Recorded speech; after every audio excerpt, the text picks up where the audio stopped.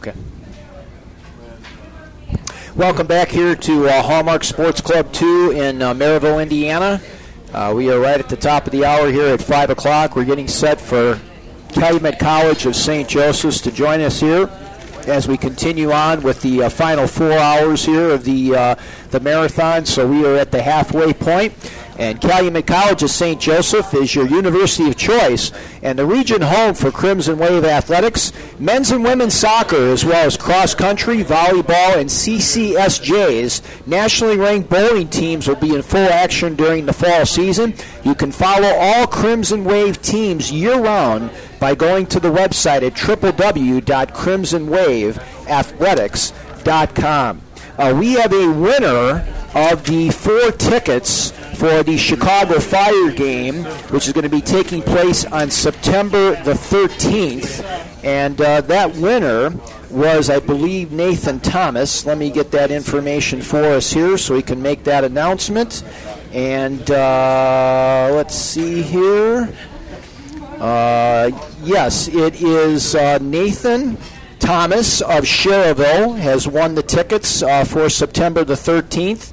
And we will get those out to Nathan. He knew that Sean Johnson was the goalkeeper for the Chicago Fire. So thanks very much for watching, Nathan, and congratulations on getting those tickets. We will get those out to you pronto as soon as we possibly can, and you'll be able to enjoy some Chicago Fire soccer over there at Toyota Park in Bridgeview, Illinois. We also want to thank the great folks here over at Hallmark Sports Club 2. They're your soccer home for the winter. They operate indoor soccer leagues for kids, teens, adults from October through April.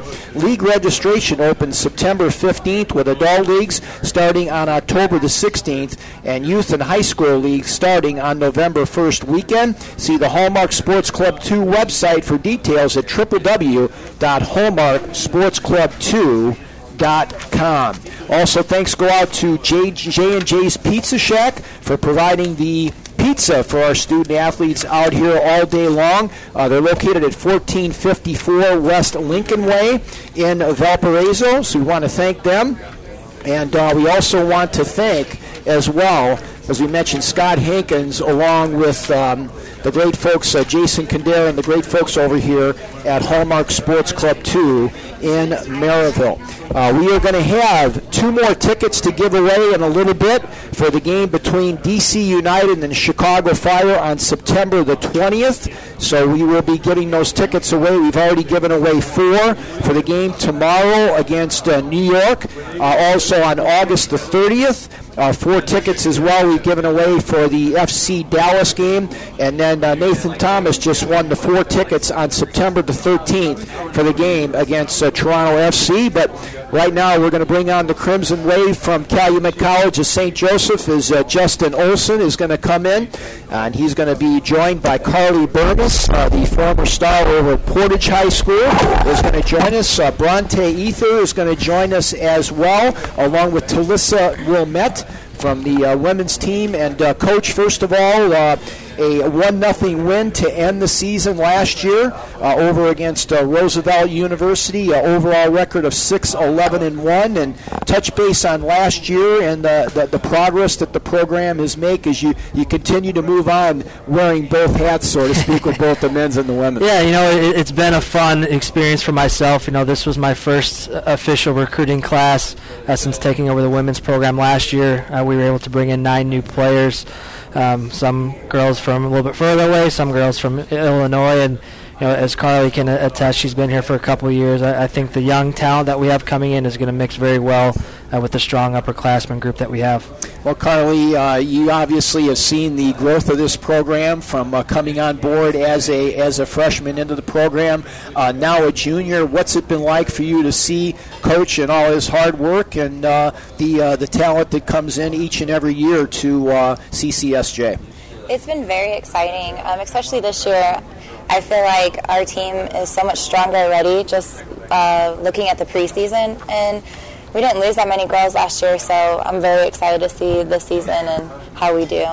Is Coach going to pretty much keep you where you've been on the pitch throughout your career, or are you going to be moving around a little bit and kind of experimenting a little bit with your talents? What do you think? I'll probably stay where I am in the center area. Center mid area. These coaches got you over there. Well, you're doing a great job as well with a 3.6 in the classroom, majoring in elementary education and minoring as far as math and science. And we've talked to a lot of the younger student athletes out here at the high school level about doing that juggling act, and I'm sure it's even more difficult in the college level. So touch base on that as far as keeping that balance between school and play. It definitely is challenging. Some days more stressful than others with going from practice and then school and sometimes even work. But it's kind of life when you grow up and you learn to balance things like that. And I mean, it's always keeping me busy, and it is fun and enjoyable actually. So especially with soccer now, again, because the season's coming up, I'm really excited, and it's fun. I don't know. What's it been like for you to be able to get a great education and stay home at the same time? It's good. I am living actually in Whiting. I don't live in Portage, so I do. My roommate's over there, so we all live in Whiting. And I mean, it's fun being out there and stuff, and being so close to the school. It makes it a lot easier with juggling everything. Coach, talk about the facilities there and the in-house situation, being able to live on campus and being close to all the classrooms, and maybe the percentage of how many kids do that as opposed to commute. Sure, we have an agreement in place with East Chicago Central High School where we're sharing their turf soccer stadium. It's a beautiful facility that was actually turfed by the same company that did the Dallas Cowboys Stadium. So everything's there, state of the art. It's barely a year old. We're putting in student housing within the next 2 years. We already cleared out some land and they're starting to construct that. What we do have in place of that, there are multiple apartments and houses that the students are able to rent within walking distance. And for Carly and the two ladies to my right here, we found a house that was fully furnished, so they just had to pretty much move in, maybe their beds and some odds and ends, and life was good for them. Introduce the two student athletes to your immediate right, their background, how you were able to recruit them, and your expectations for them coming in as incoming freshmen at CCS. This is Bronte to my right, and Talissa the furthest away here. Both of these young ladies are from Australia.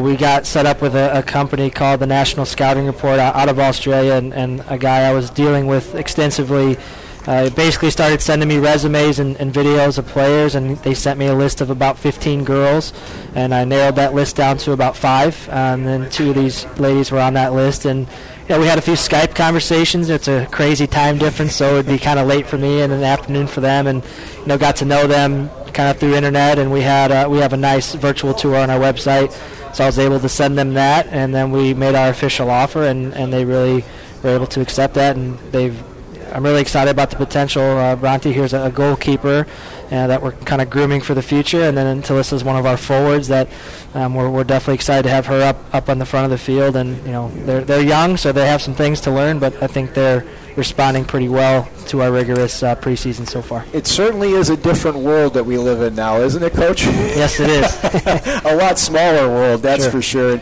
Let's bring on Bronte Ether right now. And Bronte, what's been the biggest adjustment for you? Is it been obviously a little bit of a language issue that you have to go through, and then also maybe the change of seasons is a little bit different from what it is back home, right? Yeah, Touch base on that a little bit. Definitely season change, because we are in winter at home at the moment and coming to summer, and everyone's like, it's so hot here, and you're like, it's not that hot.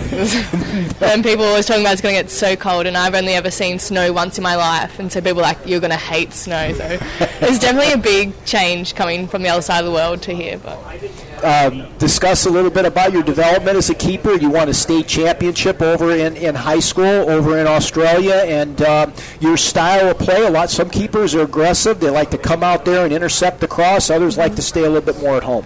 Yeah, back home I was trained for a little bit more reserved in a way, but I'm trying to become more aggressive, especially with corners and crosses, because I'm quite tall. I can just grab the ball above everyone else, so I'm definitely working on becoming more aggressive, because I think that will come in handy, definitely the way we play soccer here. What's the sport like over there in Australia, and the interest level and the level of competition? It's not as strong here. Definitely, like high school sport and college sport here is so important to colleges, but back home it's just like, oh, you want to play soccer on the team? Yeah, come on down, sure. Why not? But here it's like training every day, work hard, but so it's definitely a lot more intense here. Right. And how's it been as far as acclimating yourself into both socially as well as athletically? I know it's still early in the game, but those are some big adjustments for you, aren't they? Yeah, definitely. It's been really great. Our team's really nice, so it's been really easy to adjust and fit into the team, especially like Carly. I live with her, and she's been such a great mother-like person, just so easy to get along with too. And coach is so great, helped us a lot moving over, so it's been really easy to fit in with the girls because everyone's really nice, so it's been really good. Let's pass the microphone over to Talissa Wilmette right now as well. She's another one of the incoming freshmen coming in from the land down under, so to speak. And Talissa, give us a little bit of background that you have and the position that you've played throughout your career, and where does coach have you lined up? I've got nothing really that exciting. I've only been playing for 4 years and spent 2.5 in goals. So this is all a bit new for me as well. What have been some of the tough adjustments that you've had to make? The speed of play is a lot quicker here than at home. These guys are really good with their first and second touches, where at home you had a lot more room to move. So that's a bit of an adjustment. It is, no doubt about that. And how about what have you decided as far as a study area? What are you looking to possibly carry on as far as your education at CCSJ? I'd like to get into physiotherapy. So, yeah, that's my goal. Outstanding. Very good. And what have been some of the differences that you've noticed in as far as the play here in the U.S. as opposed to Australia? You mentioned a little bit about the speed of play. What about tactically? Have you seen any differences there as far as how teams go about breaking down the other team? Yeah, these guys play through the center a lot more. We like to push out wide, play out the back. Yeah, that's really about it. And are you going to be also living on the campus situation, or how's that going to work for you? Well, I actually live with Carly as well. Oh, okay. So yeah. Terrific. She's obviously a very gracious host. That's yes. for sure. We like to keep her on her toes. And does Coach have a particular position lined up for you yet, or are you going to be kind of moving around at different parts of the pitch? What do you think? Not sure. Do you? Yeah, she'll be somewhere up the field, whether it's in the middle or on the wing. We're working her in a couple spots to see how she's reacting. So no doubt about that. And Carly, as far as the season, as you take a look ahead, the CCAC, obviously a lot of competition in that particular conference. And how do you see things shaping up, and the possibility of this program making that next step and moving on? I think we're looking really good. We do have a hard conference, but this year a lot of the girls came back in better shape and conditioning than last year, so that'll help definitely with injuries and stuff. That was kind of our downfall last year. We had a lot of injuries, so if we can stay healthy, I think we're going to have a really good season this year. I'm really excited for it. Got Amy Gasarowski, a local player from Lake Central High School that is going to be playing with you again this year. And in addition to the two young ladies to Coach Olson's right, we've got some players coming in from Illinois as well. Fatima Garcia from Cicero, also Stephanie Hurwitz from Rolling Meadows, Illinois. Local player Andrea Ramirez from East Chicago, where you're going to be playing the home games. So, Coach, talk a little bit about those players and how they'll help the program out in that tough CCAC. Yeah, we definitely wanted to firm up some positions. As Carly mentioned, we did have some injuries last year, and there were some depth issues as far as, we were deeper at certain positions. So we went really heavy this year on the defensive side of the recruiting process. Stephanie Hurwitz, that you just mentioned, fastest girl on the team. We nicknamed her Turbo for a reason. So, she's faster than a lot of my guys, to be honest, so we're really excited to have her on that back line. And defensively, I think this is going to be the best group that we've had in 3 years as far as our back four. And, we have two really good upperclassmen as our two center backs, and, and our outside backs have the ability to get up the field and help overload our attack. And, a lot of the conference teams have lost some of their stud players, so hopefully, we're able to kind of take advantage of that, and now we're going to have a lot of upperclassmen, whereas some of these other teams are going to be younger, and we're hoping that the experience will pay off. Coach, thanks very much for having us. We appreciate it. Appreciate your partnership with us. Thanks. Great to see you again, Carly. Also, congratulations to Mallory DeVries and Paige Northrup. They were involved with the nominated by the institution's head coach and sports director. They were able to get the NAIA Dectronics Scholar Athlete for women's soccer. They were honored for that back in October. So that was Mallory DeVries, a local product here from the DeMont area, along with Paige Northup. So congratulations go out to them with a terrific honor, as they were able to be honored for their terrific job, not only on the field, but as well as in the classroom. We're going to move on and continue on in the Duneland Athletic Conference, as we're going to bring on Will Fortenberry, the first-year head coach for the Portage Indians, is going to join us. And Coach, welcome aboard, and talk about the transition and getting things rolling here for the Tribe.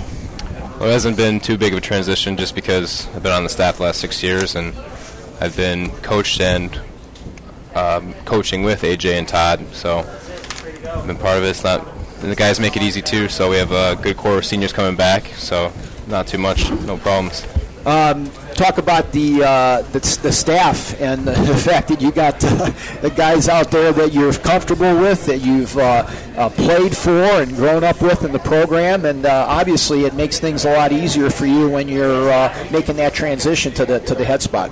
Yeah, Todd and AJ help out when they can, so it's always good to hear their voices, and I'm sure I annoy them with all the questions I ask them all the time, but I respect their perspective, so that's why I ask them. And I got two other guys that I played with in high school as well helping out, so it's good as well, in Arthur Sastrom and Nick Cardenas. And then we have Mike Leach coming back. He's been away from Portage for a while, but so I helped him down on the JV level. The ball club loses a couple top players, with Nate Johnson moving on to Manchester along with Victor Mendoza. So you lose a little bit of offense there. Talk about the absence of those two young men as they move on. Yeah, Nate being a big body too, he brought a little different tenacity than most other center mids could bring. So that's a position we're still trying to look to fill, but there might be a couple guys in mind. And then actually our leading goal scorer, Josh Gonzalez, was coming off the bench last year. He's going to be a sophomore this year, so hopefully he can step up and have a big season this year. Now, you had him at stopper. Are you moving him back, or is it a situation? No, I'm sorry. I meant striker when I put that down. Oh, okay. My fault. No problem. So, yeah, he'll be up top, and then, as you mentioned, Matt, and then Ben Schaefer, who's here, all-conference performer, as well as first-team all-district honor. How do you see things shaping up? Let's start from the keeper and move up towards the front as far as some of the other young men that are not here today. The only thing with defense right now is our left back, Ricky Tinoco. He tore something in his knee over the spring, so we went from having only two positions to fill to three, so we've had to move maybe one of the seniors back to left back, which won't bring too much off of the defense, but might take a little bit from our attacking. But pretty much our defense right now is looking like a bunch of seniors that have played together for a while, with Ben and Aaron coming in as a center defensive mid, Nick Bell on the right back, Kosei playing as a center mid as well, and then Cody Simmons, he's our goalie, so he's got another year under his belt, and I'm pretty confident he'll do fine. Yeah, 8 shutouts last season for Cody as a sophomore. What have been some of the improvements that you've seen in his game? Well, Cody plays baseball pretty much year-round, so I think baseball does help him with hand-eye coordination. Mm-hmm. So, I mean, transition from being a baseball player to a goalie isn't too bad, so that's a good thing for us. Introduce the two student-athletes that have come out here with you today, and your expectations for them as we head into 2014. So we have the two brothers, our captain, Ben Schaefer, and our captain, Aaron Schaefer. Outstanding, and both guys doing a great job in the classroom. We're going to start, first of all, with Aaron, rated 8th in his class out of 653 students with a 4.45 GPA. Congratulations on that, Aaron. Doing a great job. Pick up the microphone right there, and talk about the importance that academic has in the overall scheme of things with you over at Portage High School. Oh, well, obviously you have to keep a 2.3 GPA to play, so it's not too hard. You just got to keep up with your school, but at the same time you have to manage both of it. It's time management, really, and that's basically it. analyze the back line. You guys got everybody pretty much coming back, as Coach mentioned. Unfortunately, the injury to Ricky back there, but analyze you and your teammates on that back line with Cody between the pipes. How do you think you guys are going to fare this year? I think we'll do pretty well. We're 5 guys who know what we're doing. We like each other and we communicate. Pretty solid wall back there. As you mentioned, Cody had 8 shutouts, and that's not just a goalkeeper thing. That also comes along with defense too. Yep, got to pat yourself on the back for that, no doubt. It's a team effort, that's for sure. What's it like playing with your brother on the team? What's that like, not only on the field, but maybe during the dinner conversations? That's got to be interesting. Obviously, we butt heads, especially on the field too. We have differing opinions, but at the same time, we're teammates and we have to work together. There you go. Being brothers, it brings a totally different chemistry than just being teammates. At practice, obviously, it's a little different. There's a little more time for arguments, a little more horsing around, you say. But, on the field, being brothers, knowing each other for our whole lives, it's a lot different than just being teammates, knowing each other for 4 years. The chemistry is totally unparalleled to that of just any other teammate. You guys played a lot in the backyard together? Oh, yeah, all the time. Yeah. So being brothers, it's definitely a positive when it comes to it. All conference as well as first team all district for you, and also honor roll. Discuss the Business Professionals of America, what that's all about, Ben, and how that helps you in the overall scheme of things. Well, that's not necessarily related to the soccer aspect. It doesn't really contribute to my soccer, career. But Business Professionals of America, it seemed like it was something that I got into this year. One of the Koste Kikoski on the team, he was in it our sophomore year, and so he talked about it. It's something that starts off in school, and business has always been something that interests me. I'm not science, math, it's not necessarily my thing. Business, being able to communicate, talking, sorting things out, it's something that interests me. And so having a club devoted solely to that profession, to that field, seemed like something that would interest me. And so I decided to go out for it. And then I think, so at the regional competition, it was at Portage, you have to do one individual competition. And I did marketing, and then I placed 5th, but it was out of 10, so I got to move on to the state level competition.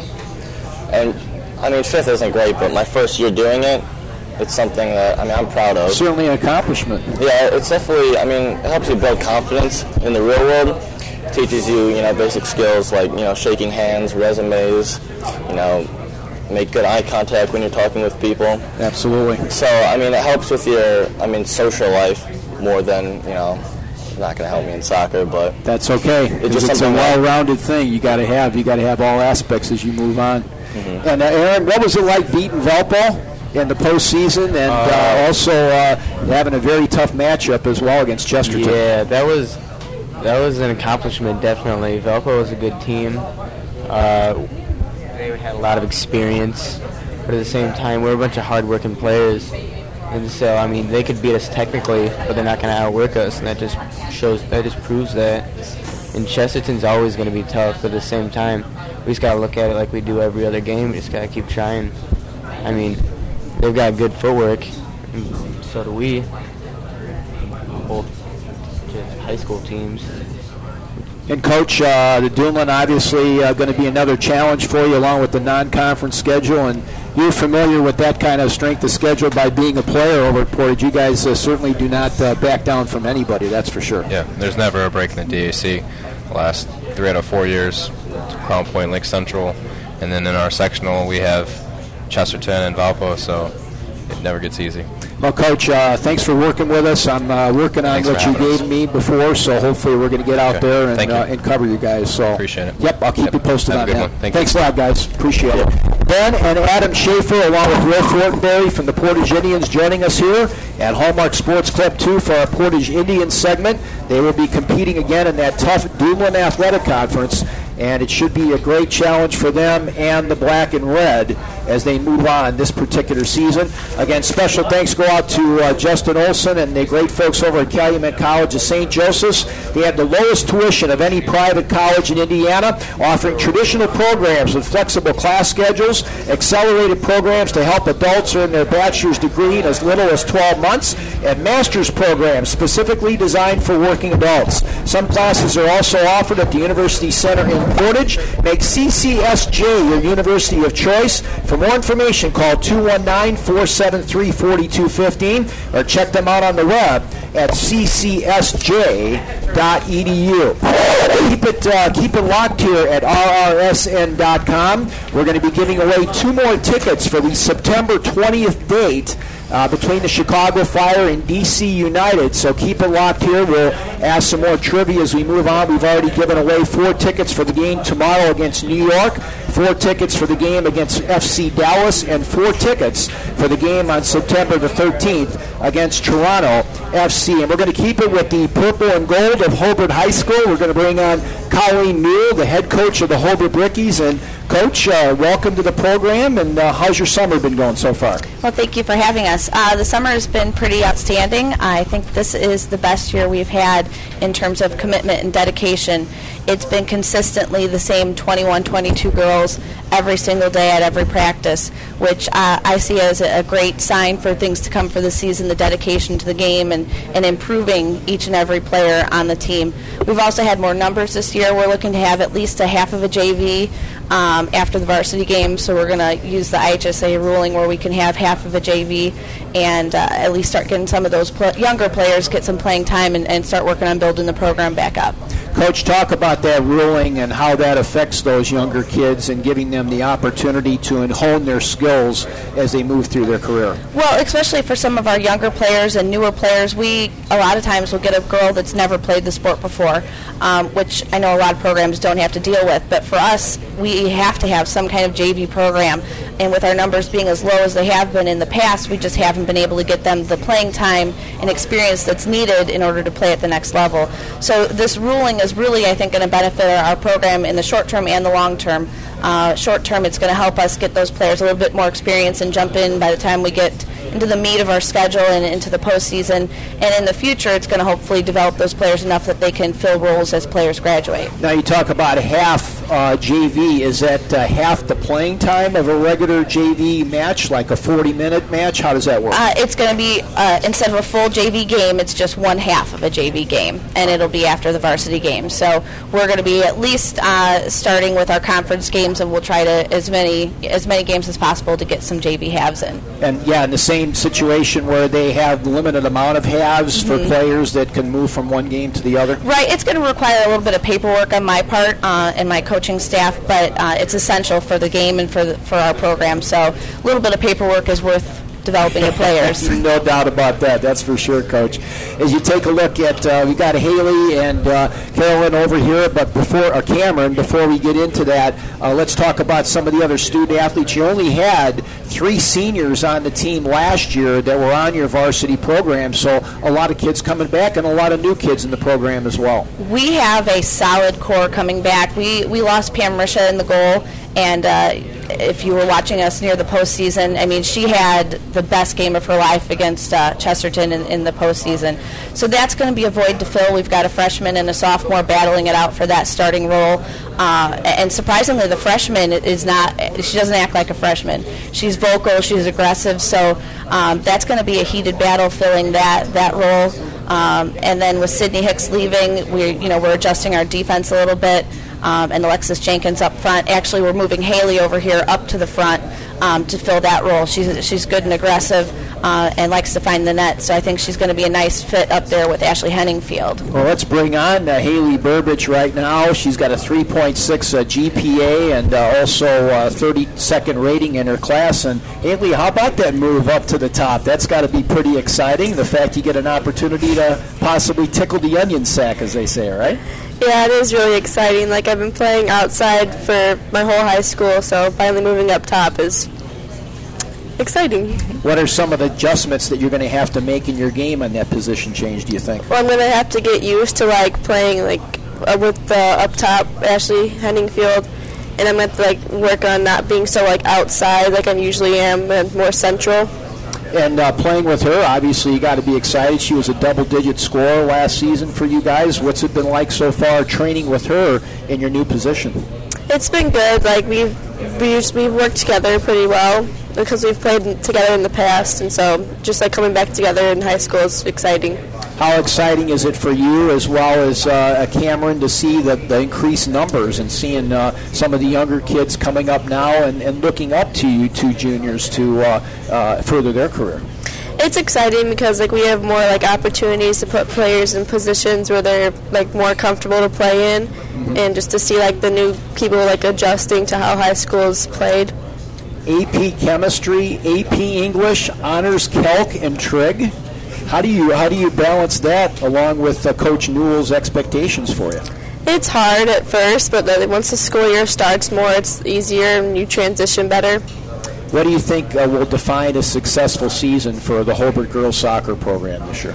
If we like communicate together and come together as a team really well, I think we'll be really good and like have more bonding time. Colleen likes that, that's for sure, no doubt. Let's bring on Cameron now. Rasbach's going to join us. She's got a 3.8, also doing a great job in the classroom as well, Cameron. And Coach is obviously really excited about the depth that you guys are trying to develop on the team. Talk a little bit about the inter-squad scrimmages that you've had and some of the competition in camp. Well, the next competition we have is our scrimmage against Valpo, which we're preparing for, and we're scrimmaging against each other, so by the look of our team, we have enough players to scrimmage against each other, so that's what we've been doing.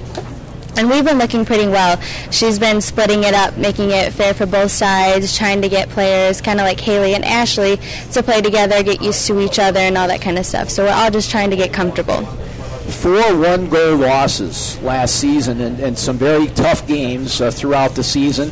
As you look back on those defeats, what do you think is the one intangible that you need to push yourself and the team over the hump?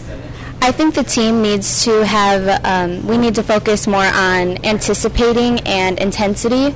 So we're working on that by building up our, by running more, our conditioning and all that kind of stuff. What's the experience of playing with Millennium Vardar? How has that helped you with your game here at Hobart High School? I think that playing with Millennium Vardar has helped me bring on more. How do I want to word it? Intensity. Sure. Help like guiding the other teammate to bring on more skill, kind of being more of a leader. And you're certainly one of the junior leaders on this team. Are you comfortable in that role? And if so, do you lead by example? Are you more of a, I'm going to get in your face and tell you that coach's expectations are higher than what you're performing? What do you think about that? No, I'm not the kind of person to get in your face. I'm more of the lenient, but firm. I don't really yell. I'm very firm with them. And also, I let coach lead by example and let coach take care of that stuff. Absolutely. Let her take it. From back to front, what are you looking at as far as maybe some of the young players, Coach, that are not here today to give them some recognition and there are going to be some prominent roles for you this year? Somebody that's going to step right into one of the roles is Emily Plezak. She's one of our incoming players, and she plays with a premier club as well. So she's coming with experience, I think, that's going to help her play at the next varsity level. She seems to have been acclimating well to playing with us. So she's going to probably be an outside D or top of our diamond defense, which we'll probably play again. So definitely her. There's some other girls here and there that are fighting for some spots. So we've got Molly Zakatansky's sisters are fighting it out for some spots. There's Callista Krill. But the big thing is Addison Funk battling it out with Hannah McPherson for the goal. Those two girls are going to be battling, and whoever's performing is who's going to play. I don't care that one's a freshman. If she's outperforming the sophomore, she's going to be between the pipes. Yep, and the challenge starts right off the bat, going over to Wheeler High School to play on the road. Then you come home against Hammond High along with LaPorte, and then 3 more on the road against Griffith, Michigan City, and Kankakee Valley. How do you see the Northwest Crossroads Conference shaping up this year? You know, it's a tough conference to play in, and that's one of our goals is to start building our way back up to the top of the conference. In the early 2000s and right before I came and helped Ken along, we were at the top of that conference. So that's where I want to get us back, is to the top of that conference. And I played at Griffith, so of course that's always a big competition for me. That's one game that I especially focus on, just because that's my alma mater, and there's nothing better than beating a good Griffith team. So any of those teams come to play, they come prepared, and they're talented. So it's a tough conference, and we're looking forward to taking it a game at a time. Well, thanks again for taking the time. Congratulations on the numbers. That's tremendous news, I know, for you and the program. Yes, and thank you. Continued success. Thank you. Hopefully we'll have you guys on with us. We're working with the Booster Club to make Excellent. that happen. So, all right, thank you. Thanks, Colleen. Colleen Newell joining us, and thanks again to Haley Barrich and Cameron Rasbach for joining us out here at Hallmark Sports Club 2 in Marigold. We want to thank them for their terrific support, as well as the support of the Hobart Soccer and Booster Club for helping us being able to recognize the student athletes over at Hobart High School. Again, we want to thank the Chicago Fire for donating the tickets for our ticket giveaway and our trivia throughout the game. And we're going to make it real easy for you folks, real easy here. We've got 2 tickets to give away September the 20th.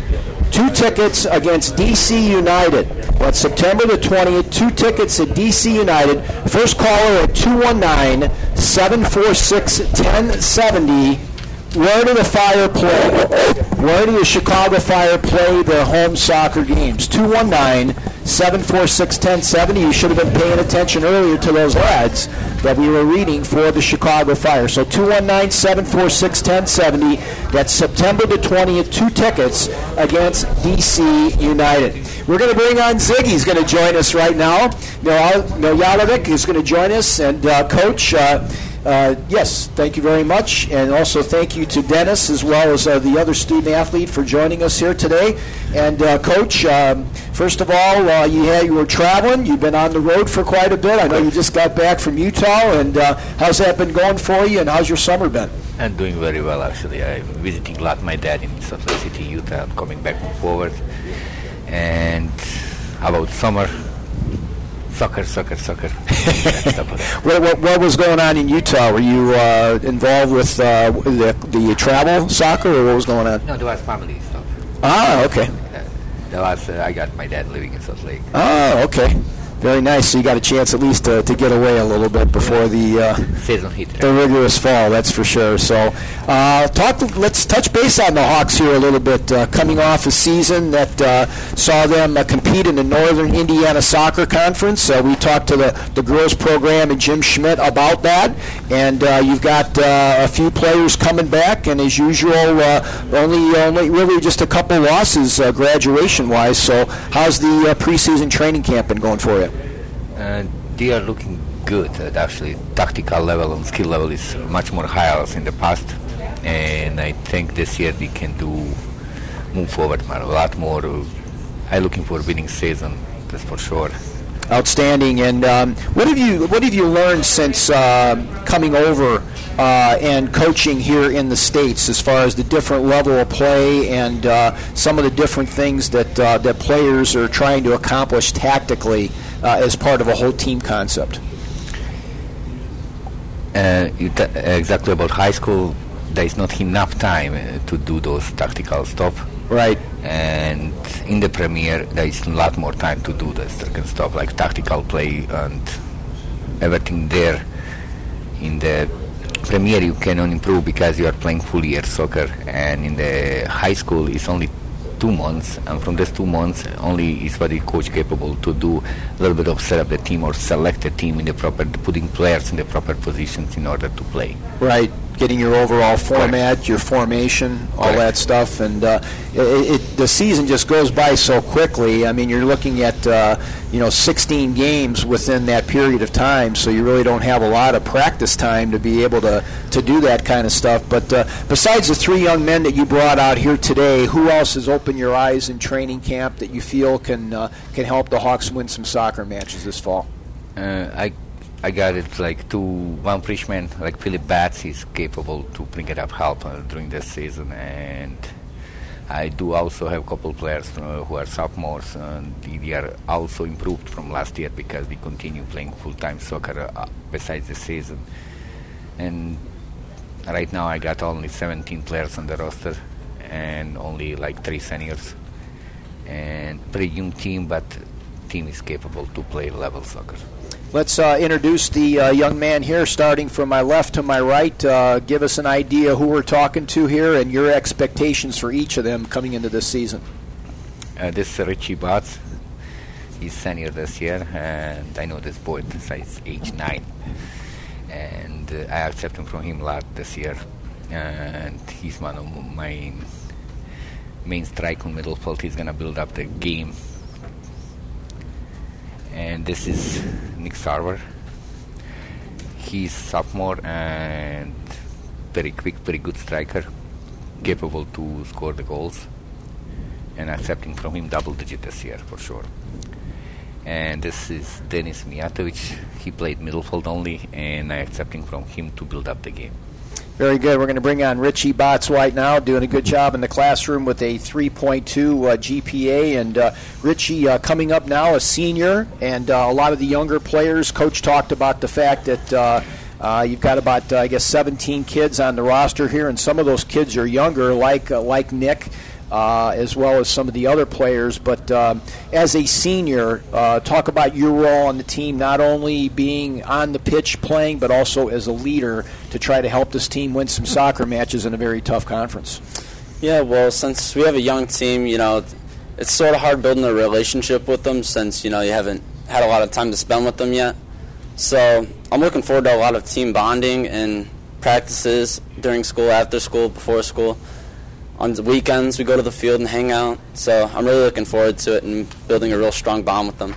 Coach, have you penciled in at one particular spot right now? I know he talked about the fact that he wants you to push the ball forward and help this team score goals, but is he going to have you in multiple roles, or is he going to have you kind of set in one position right now? I'm pretty much going to be set up top and in the mid, playing more of a attacking mid. So I'm real like last year. I'm just going to move the ball around and finish when I can. I know that a lot of the top players in Northwest Indiana love that offensive midfield position because you can kind of look in front of you and everything kind of opens up. It's not like you're looking behind you to get the pass. You pretty much have that angle to be able to move forward. Your thoughts on that position as an offensive mid and how that fits into your overall vision of the field? Well, I love it because usually I love assisting and through balls and everything. I love playing with Nick because we coordinate really well together and we have a lot of chemistry. Same thing with Dennis. And it's just moving the ball and we control it really well in the midfield. And it's nice playing that position because you can take shots outside the box when you get the opportunity to. That's for sure. And we're going to bring on Nick Server right now as well. He's a sophomore and a multiple sport athlete. And Nick, how does track help you in the overall scheme of things? I would imagine it helps obviously with the conditioning. And tell us and the viewers as well what particular event that you specialize in that sport. I do like sprints, and it helps me like run a lot faster. Like when I do sprints, they like teach me how to like run, and it helps me like when Richie plays me a through ball, it gets my timing right, so I can try to beat the defender to get to the ball, and hopefully strike, hit a ball and score. I talk a little bit about with the players that play up top about the chemistry that they develop, and just sometimes they have the sixth sense of knowing where each other is. Is that kind of like what it is with Richie here, or do you guys have to practice that a little bit? No, we basically know where each other are at every single time. We know I know where he's going. He knows where I'm going to go. We don't have to talk, basically. We know each other that well now. That's a neat thing to be able to have that, isn't it?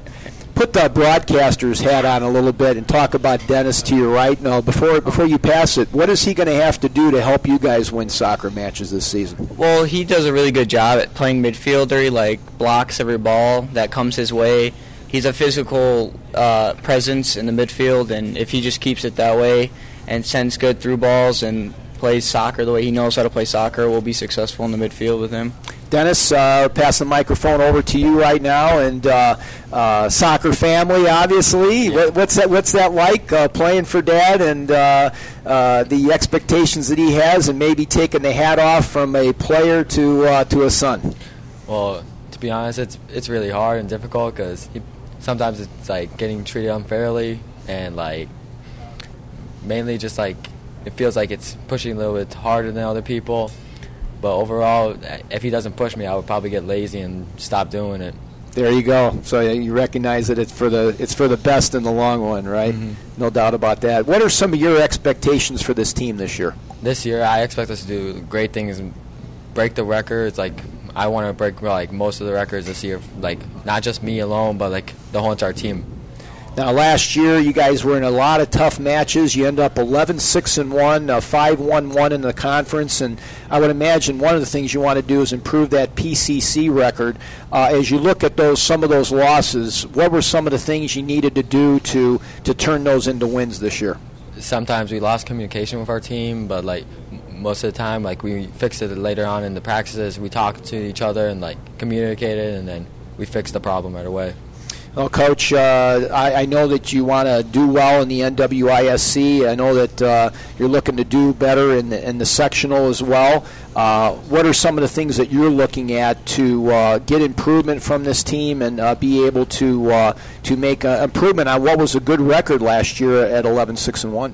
Yeah, that was good, but still some of the games we are not on the level to play. And this year we are looking a lot more different, and I think we are capable to fix those issues with the hardest games, like we are playing against Bungrove or Bishop Noah. Those games going to be very competitive this year. Well, Ziggy, thank you very much. We're looking forward to covering you guys this year on RRSN.com. We're going to be over at the game against the Lowell Red Devils, thanks to FC Revolution, and we appreciate that very much. And thanks again, guys, for taking the time. I did want to bring that up as well, that we want to thank FC Revolution for stepping up and helping us with the sponsorship for Hebron Hawks soccer, and we're going to be able to do that and bring the folks in the community there action on RRSN.com and regional radio sports this particular season. So we want to thank them. And FC Revolution is a premier soccer club serving Northwest Indiana and the Chicagoland area. They provide a local avenue of advancement for players, parents, and coaches looking to take their game to the next level. 3 practice fields are currently in place at Hebron High School for training and support, with open tryouts coming up this October for ages 14 through 19. Check them out on the web at revolutionsoccer.info or call 219-240-5072 for more information. So we want to thank them, and we're going to bring Adam Demery in right now, and he's going to be talking with the Couts Phillies as well as the Couts Mustangs here, and we're going to be moving over to the PCC to talk to Couts High School. Adam? All right, thanks, Mike. We're going to stay in the Porter County Conference here as the Couts Mustangs come in here. Coming in with a record from last year of 8-4-2 overall, 3-2 in the Porter County Conference. We're going to welcome in Tim Schwartz, the head coach of both the boys and girls teams here at Couts. We're going to start with the boys. And Coach, thanks for joining us here. And how's the summer going? How was conditioning going? The off season looking for this year? It's looking very good. The summer went really well. We had good attendance this year, about 75% attendance to the voluntary workouts, which was awesome. And the kids had a lot of numbers out. We had around 20 players there most of the time. We ended up with a roster of 24. So we're excited. We have 10 freshmen that came out, which is good news for a small program like ours, and looking forward to getting the season going. And you're heading into your second year at Couts High School, correct? In this year? Second year with the boys. And what's been different this off season versus last year when you're fresh to the program? You're trying to instill your own views on the program and your own philosophies as well. How's that going? Are the kids buying in a little bit more and making you a little bit more excited this year? You could really tell this summer.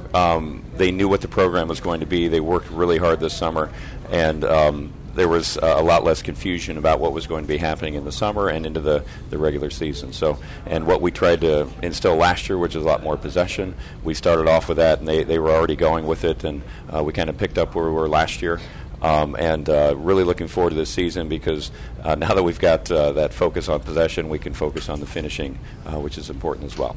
You got 4 guys that you're going to have, 4 holes, I should say, that you're going to have to fill this year with 4 seniors leaving last year. Cody Nelson, obviously a big one in between the pipes with 84 saves and 6 shutouts on the season. You're also going to miss 14 goals and 9 assists as well between Jesse, Dennis, and Nick. How are you going to fill those holes? We had a big senior class and really important 6 starters that we're trying to backfill for, and Cody Nelson's the first one. He was a great goalkeeper for us, but we have Chase Farmer, who was a backup for him last year, and he stepped up really well. He's taken ownership of that position, really commanding the defense when he's out there. He's really confident, so I think he's going to be a great backfill for Cody.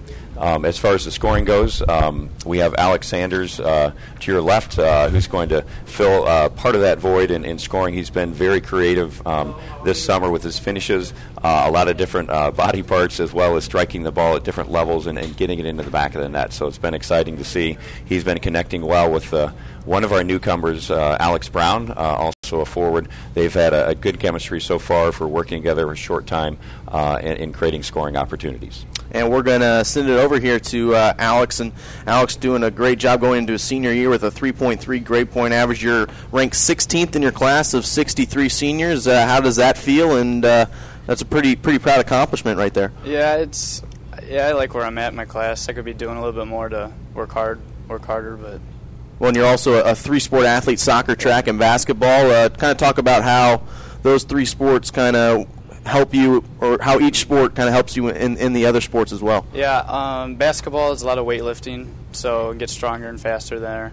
Track is a lot of running, so stay conditioned pretty well, and especially for my spring travel league, that I can really stay focused on soccer there too. And now in your second year here under Coach's leadership as well, talk about what it's been like and the differences you've noticed here from the first year heading into the second year as well. Mm-hmm. With Coach Schwartz, I really feel like from last year to this year, we've really concentrated more on possession now. I feel like we can hold the ball better. And then now this year we're really focusing on finishing in the final third, which is probably always been our Couch's struggle. So I feel like this year we're going to get better at that.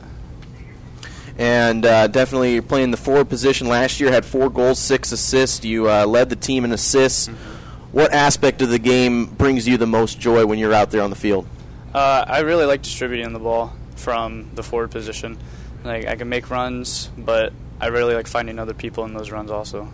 Is there a certain player, obviously with the World Cup and MLS starting to kind of grow a little bit, any player that you watch professionally at all and try and mirror your game after? I like Andre Pirlo. Okay. He's more of a defensive mid, but he's just so creative distributing the ball. He can hit a pass from anywhere. I mean, I really like watching him play. All right, and let's bring in Nate Anweiler as well, going into his senior year, 3.0 GPA. And Nate, you're 23rd in your class of 63 once again, also a multi-sport athlete with soccer and track. Obviously doing a great job in the classroom as well. How are things going, and what gets you excited about this upcoming year? I could be doing more in the classroom, so I need to focus a little more on my studies. But what really gets me excited about this year is that, I miss all the seniors, but also it's going to be exciting for me and Alex, and also Jay Kamen, another senior, with us to step up and just take those leadership roles. And I think that we've done it pretty well so far, but we could also improve there. I'm just really excited to get this season going and see what kind of noise we can make. And speaking of this year, looking at the off season, what you guys have done already so far, what's been something that maybe surprised you a little bit in the off season that you saw someone improve in a certain area, or anything that got you even more excited about this year? Just a lot of the freshmen and just underclassmen in general. Like, I had seen them play in the Couch Youth League, and I wasn't sure how they were going to adjust. And then just seeing them throughout this season, they all adjusted extremely well, and they've accustomed themselves to the new possession thinking, and it's just really amazing to watch. And, as Coach was talking about the number of young kids coming up into the program as a senior, what's your mentality in terms of how to show them the way and jump into that leadership role? I mean, just to try to lead by example as much as possible. Try to show them how to do it, I guess. My brother was a upperclassman when I came in, and so it really helped me learn how to take each different obstacle step by step. So just kind of being there for them whenever they need us to. And, Coach, obviously you had these two guys here, bringing them in for a reason, two great seniors on and off the field, two great leaders. But let's talk about some other guys on your roster that maybe you're looking at, maybe anyone that surprised you and really have stepped up their game in the offseason and maybe even away from the team as far as an individual basis. Sure. The senior he's talking about, Jake Heyman, he's played defense his entire career, and we're looking to fill some midfield spots. So we've been trying him out at centerman. He's been doing very well with quick runs and good possession, and sometimes defenders are a little reluctant to go up into the attack, and he's been buying into that. So that's been good to see.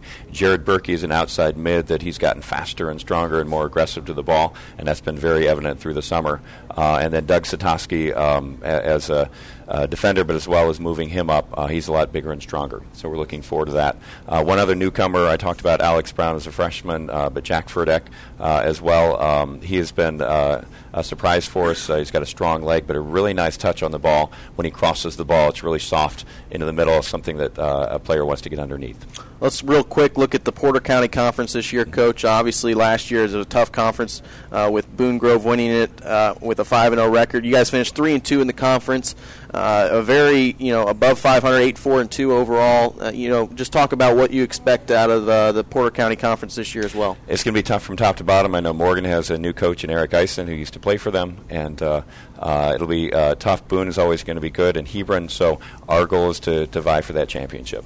All right, well, Nate and Alex, thank you for joining the desk. We're going to keep Coach Schwartz here as he is also the head coach of the girls team. So we're going to switch over to the girls side of things for Couts High School. And as we switch out players here, Coach, let's talk about the girls team, a team that last year you guys won the Porter County Conference, or were co-champions, I should say, 3-1 overall, 7-6.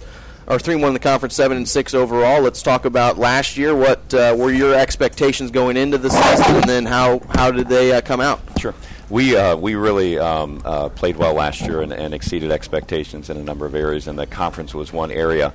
3-1 for a conference finish and tied with Boone and Hebron was a great accomplishment, and we were very excited about that. And this year we also have Morgan Township. They'll be playing at a varsity level as well. So we'll have 5 teams in the conference, 6 teams in the conference. So that will be exciting for us.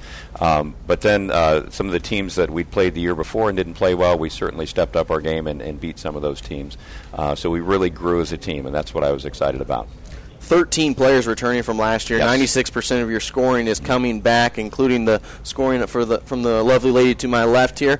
I mean, that's got to be a huge plus sign for you in terms of your mindset coming into next year. Yeah, defensively we did so well last year in cutting down how many goals we gave up. So we're going to keep that good defense. We have Tiffany Trotter back, which is going to anchor that defense as a goalkeeper. And so we expect that to continue, but we're going to look to create more opportunities in that scoring column. So we're moving some players up.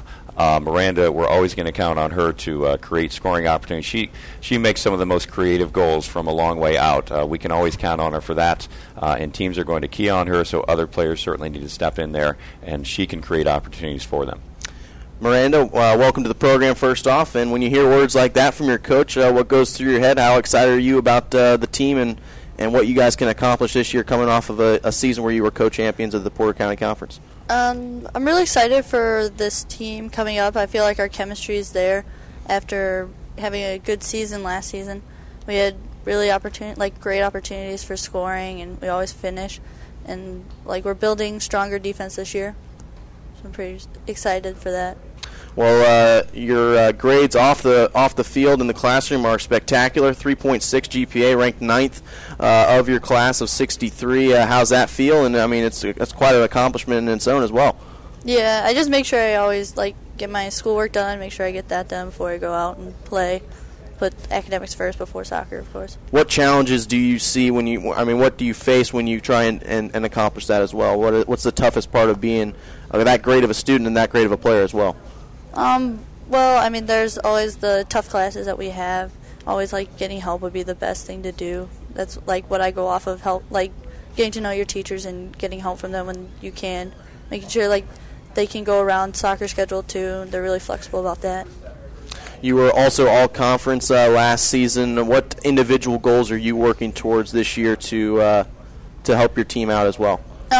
This year I'm looking for more of being, like, making other opportunities for other teammates as I leave, making sure, like, they leave on a good note and, like, they have, all the main scorers still have, like, opportunities so I can make more of them and get more assists for them. When you look at this team and what it accomplished last year, how do you bring that momentum into the offseason? How has the offseason been going, conditioning, that type of stuff heading into next year? The offseason's been pretty good. Our team's been we've been a fun team. There's always someone, like, in a good mood, if it's not everyone. But there's always someone to bring everyone back, especially, like, getting up early at 8 o'clock in the morning, getting us ready to play hard every day. You're also a member of the student council. I see you wrote that down here. Talk about what your involvement is in that, what responsibilities you carry with that as well. I'm chairman of our student activities, so, like, I do stuff around the school, making sure, like, the student body is, like, participating in stuff to get our school to be a better school. So there's some responsibility in there in making sure, like, you're a leader in the school to get people to follow you. Well, and you look at, many players, when they look and they're going in the offseason, they have specific goals, they have specific things they're working on. What is maybe the area of the game that you're working on most to improve on your season last year, which was 9 goals and 5 assists? I really want to improve on mostly, like, my defense, make sure I'm, like, don't stab at the ball and, like, I can play hard defense and make sure as a midfielder that you contain and let the defense know that you'll be coming back and helping out with them so they have confidence in you. And with 13 players returning from last year, you talked about how there's usually someone always in a good mood or to bring the morale up a little bit in the team if maybe they're not someone's not having a great practice or something like that. But with 13 players returning, you guys think the chemistry is definitely improving and girls are getting to know each other a little bit better and kind of see where they are on the field and know where everybody is supposed to be on the field as well. Yeah, that's really helped us with, like, team chemistry because we all played together at least one more season, and even the newcomers coming in, they just, like, fit right in, and it's really going to help us this year. Looking at the Porter County Conference, what teams maybe stand out in your mind as someone that you either want to beat, have to beat, or is there someone that you're circling on the schedule, a game specifically? Definitely Boone and Hebron being in our conference. They're going to be tough, and competing against them and always playing a good game will be be a big goal for us. Especially, like, if winning it would be really nice for us. So what does Couts have to do to repeat as conference champions? Definitely staying as a team, like, always playing, make sure we, like, have the chemistry the whole game and not getting down on each other. That's going to be our best thing. All right, thank you very much, Miranda. And, Coach, let's talk about this defensively for your team. Last year you only gave up 23 goals compared to 56 goals given up in 2012. Talk about that improvement for your team as well. Sure, and it was really important that the team do that because we were giving up too many goals to be able to stay in the match. And whenever you keep it close, you've got an opportunity to win it. But the girls started to buy into the scheme that we were running. I mean, it's nothing elaborate, but learning how to play support defense and pressure the ball and things like that, always stepping in the ball and covering for each other. So they did a nice job of buying into that last year and really executing. We had 2 good freshmen that we added last year that jumped into the defensive line, Harley Satoski and Emily Deerdorf, and they'll be back. And we've got a newcomer, Olivia Kausert, who plays basketball for the Phillies, and she's been a very physical player we brought in, and Mackenzie Ehrlich is a senior, and she's also a basketball player that came in and will provide some physicality for us on that defensive line. So, and a little bit maybe off of high school soccer and more into what we just had this summer with the World Cup. Did you partake in any of the festivities with the World Cup? Watch it all? How did you follow it? Yeah, I definitely watched the U.S. men's national team, but tried to pick up as many games as I could. It's so fun to watch soccer at such a high level because all those guys are great players, but to watch them compete at the very highest level is fun. I mean, there were a lot of goals scored, very creative plays, and I got to bring that to our summer practices to talk about, hey, did you see that goal and what he did? Even that last goal in the final match, the guy got it off his chest and hit it with his left foot out of the air. Just a spectacular goal. So, well, and that kind of leads into my next question with the fact that you look around the world as a sport for soccer. It's probably the most popular sport in the world. Some could argue. You have countries like Brazil, Germany, who just won it. Italy. Everybody is competing at the highest level. What do you see? How do you see this past World Cup doing for youth soccer and the growth of soccer here in America? I think people are really excited just to see the different venues where in big cities where they're watching the matches, huge just throngs of crowds, and that's going to spill over to the youth, and it's going to get them off the couches and out on the fields playing. It's such an easy sport to start to learn, and once you learn the basics at an early age, it's easy to transition to the higher ages and go up into the development programs. Coach, thank you very much for your time. Thank you. I appreciate your time. Miranda, thank you very much for your time. Tim Schwartz joining us here on the desk as he is the head coach of both the boys and girls teams here at Couts High School. The boys team last year finished 8-4-2 overall, 3-2 in the Porter County Conference. The Couts Phillies finished 7-6 overall, 3-1 in the conference. They were co-conference champions of the Porter County Conference. As we are here live from the Hallmark Sports Club number 2 here in Maryville, Indiana. Hallmark Sports Club is your soccer home for the winter. Hallmark operates indoor soccer leagues for kids, teens, and adults from October through April. League registration opens September 15th with adult leagues starting October 16th and youth and high school leagues starting on November 1st that weekend. See the Hallmark Sports Club 2's website for details at www.hallmarksportsclubii.com. Hallmark remains Northwest Indiana soccer hub through your off season, so get in here and play. As we want to welcome in our next guest here, it will be Coach Ben Daniel from Maryville High School. And, Coach, get the headset on here. As your team last year for the girls' high school team went a record of 4-10-1 overall, 4-3 in the conference. You head into your 8th season overall here at Maryville High School. And how's the summer going? How's the team looking? And give us a little bit of brief of next year. So far, summer's been hard as usual. Girls have been working hard. The ones that are still around here definitely have earned a spot on the team. Last year was a little bit of a disappointment with the way our season ended, and a couple of injuries throughout the season kind of hindered us, especially with 2 captains going down and missing majority of the season. Really kind of hurt us as far as the outlook that I thought we would have last year. But we're back again this year. Probably a more talented team than we've had in the past, but younger, much younger. So we're trying to prevent injuries, trying to make sure that everybody can get through the season this year.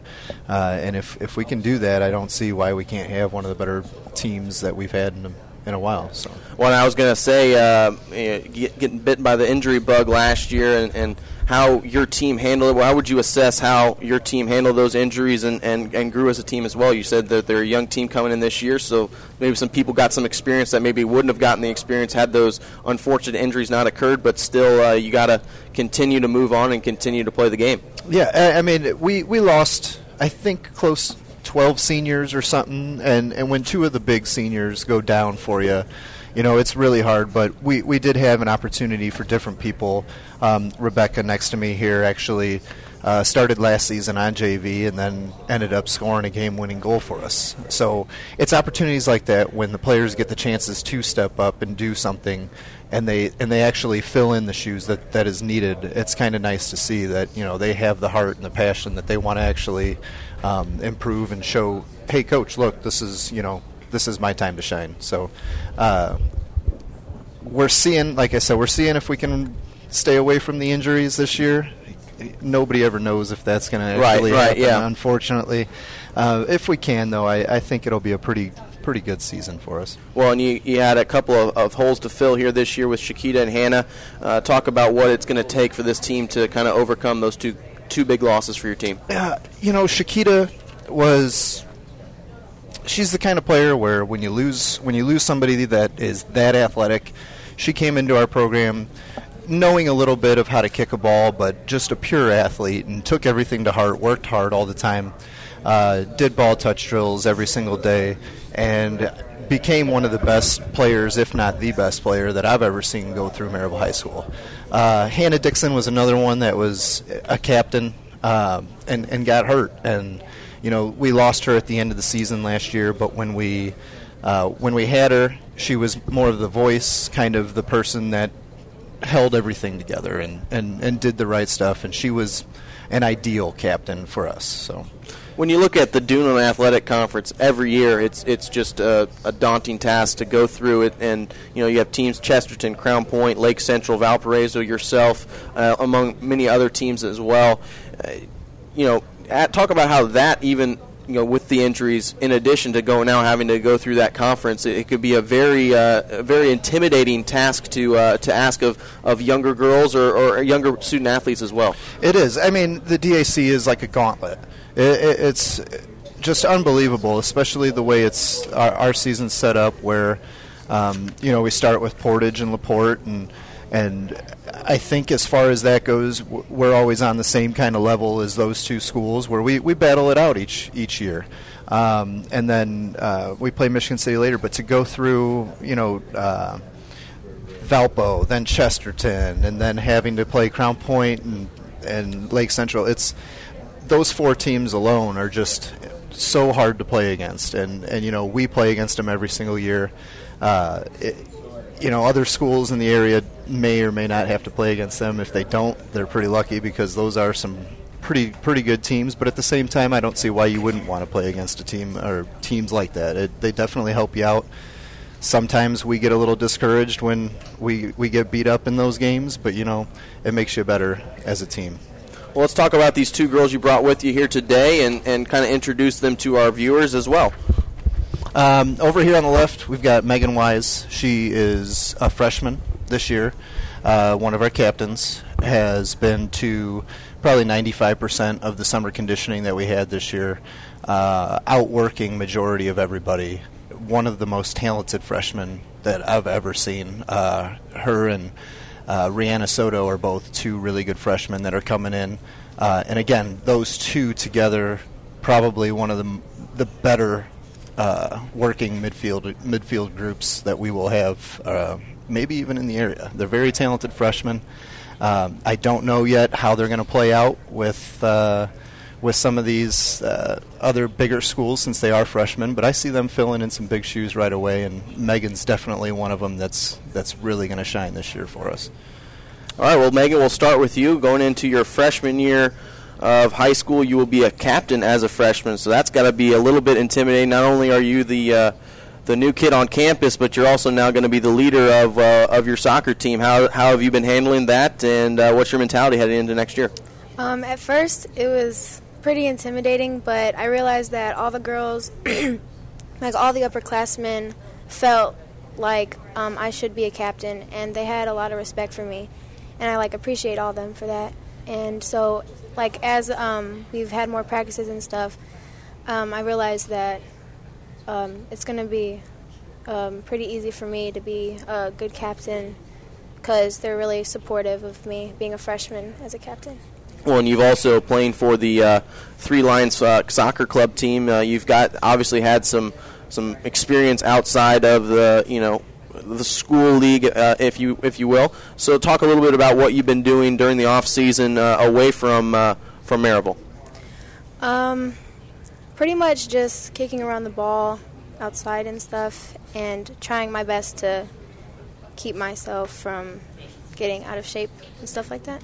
And how have you been adjusting to the high school game, the high school level? Practice has been going well, conditioning, that type of stuff? Yeah, it's been going pretty well for me. All right, well, we also have to our right here, we have Rebecca Knight. She'll be a junior next year with a 3.0 GPA, two-sport athlete as well, soccer and track. And how's balancing that? I know they both can kind of complement each other with the conditioning and staying in shape. So how do you enjoy playing those two sports? I feel like track and soccer, they both help me with each other, because soccer helps me a lot with my stamina for track, so it's good to condition for track, and track helps me with my speed for soccer, and they both keep me in shape for the other season waiting, so they both really help me. And you're also a midfielder for the team, so definitely a lot of running at that position. You're going to find yourself in all different types of spots on the field. Scoring 1 goal, 2 assists last year. What's your goal individually this year? How do you build on your success last season into your junior year?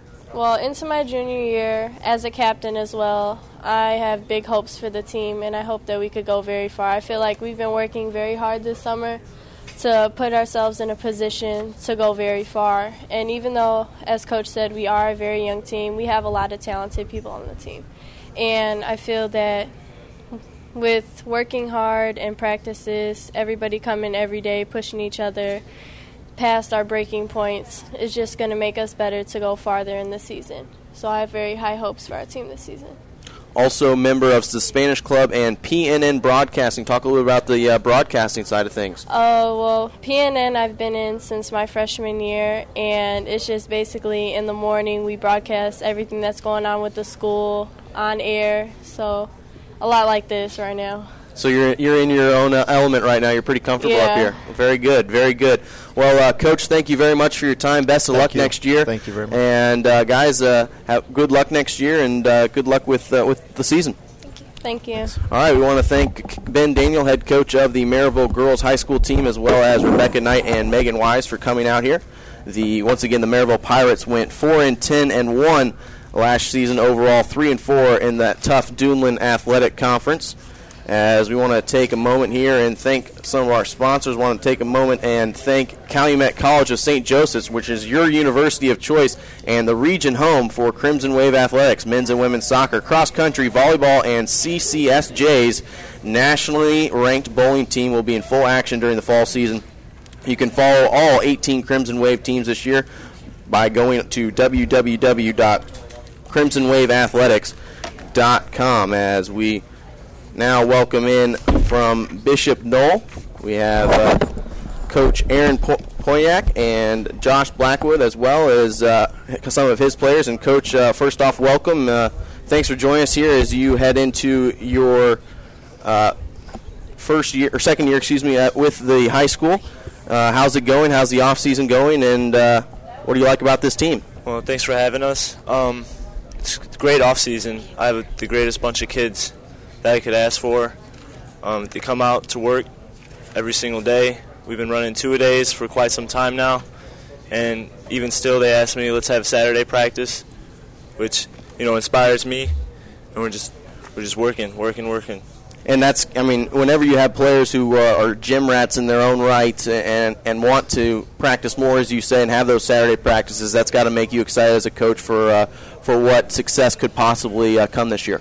Well, yeah, we were only 3 goals down away from the sectional championship, and to my knowledge, I don't think we've ever won one. So this, instead of scaring us, it motivates us to make history. So we're attacking it appropriately, working really hard, and I'm really excited. And obviously last year you guys, with an overall record of 7-10-1, 3-4 in the Northwest Indiana Soccer Conference, a tough conference in its own right as well. Just kind of your quick assessment of how the conference played out and any surprises that you found as a coach. The surprising was just to see the level of talent all around the area. I'm really impressed with it. Didn't think it was at that level, but obviously I was wrong. And it's very exciting because it's very competitive. You can't take anybody for granted every single day. So you have to have a healthy respect for everybody in the area, for sure. Let's talk about some of the graduation losses that you had last year with Julie Kusiak on defense, heading to Purdue Calumet as well. Just talk about the holes that you need to fill from that senior class. Like you said, you obviously have some players that are willing to fill those holes, but what's it going to take here for Bishop Knoll? Well, you can never replace somebody. You can only hope to have players step up and fill that position. Julia was very, very good for us. It was very successful with us. But, I have the same confidence in everybody on my team that we've been working hard, and they're ready to step up. We'll be okay. Well, let's introduce the 2 ladies that you brought here today and give our viewers a little bit of a preview for what you expect to see from these 2 girls. What we have is Megan Whalen and Hannah Pleasant. very, very hard-working girls. They lead by example, show up every day to practice with a smile, work hard. One of the top, when we do our sprints and stuff, they're one of the first ones to finish. I don't ever see them giving up, and I'm real proud of them. And nothing but great things I expect out of them this year. All right, Megan, we'll start with you. You're heading into your sophomore year next year. Yes. With a 4.43 GPA, number 1 in your class. Also a member of cum laude, also a member of the soccer team, softball team, golf team, and bowling team. That's a lot to juggle. That's a lot of balls in the air. How do you find time to work all that in? Well, I just have to make sure I always focus on academics first. During school, I make sure I get my work done. I always do my homework. I never put anything off. I make sure that my assignments are completed on time. I never dally. I never just put anything off. That's most important. And obviously playing the midfield position, got a lot of running, need to be very well conditioned for every season. So definitely, how do the 4 sports that you participate in, how do they kind of intertwine and help you out in each area? Well, I feel that you just have to be mentally tough in all the sports. You have to be able to, take the mistakes or make the errors you make. You have to take them in stride with yourself. You can't just, you have to be able to brush them off. You have to be able to forget about them. Sure. And that's in every sport. And obviously, second team all-conference last year, a very well-deserved honor that you had. And talk about that and talk about what that meant to you as an individual. Oh, I was so excited when I was given that honor. I couldn't believe it. So happy that I was given that honor. I couldn't believe it. It was my first year at Bishop Knoll, my first year playing on the high school level. So many great players out that we faced. Couldn't believe it. So excited. Well, when you look at this team and you look at the players you have coming back and some of the freshmen that are coming in to add on to the program, what's your thought on where this program is going? Oh, we're going up for sure. Oh, there's no doubt. There's no end to the expectations or my feelings for where the season can go, and there's only up. That's got to be very encouraging to hear, Coach, as well. Yeah. Let's now move over here to Hannah, and Hannah will be heading into her senior year, 3.14 GPA. She is also a member of the soccer team, softball team, dance team, and track team, so definitely keeping yourself busy as well. How are things going, and are you excited about this year? I'm really excited about this year, especially since it's my last year. I want to go out with a bang and make this year as great as it can be. And when you're with some of these sports, obviously, track, softball, soccer, and dance, all team-oriented. You're working with other students as well. But when you look at going out of the year with a bang, your senior year, as you just mentioned, what are some of your individual goals heading into this year? Well, of course, on defense, it's really you and the goalie against their forwards. So I want to give my goalie a break, do as much as I can in the defense and make sure she doesn't have to do much.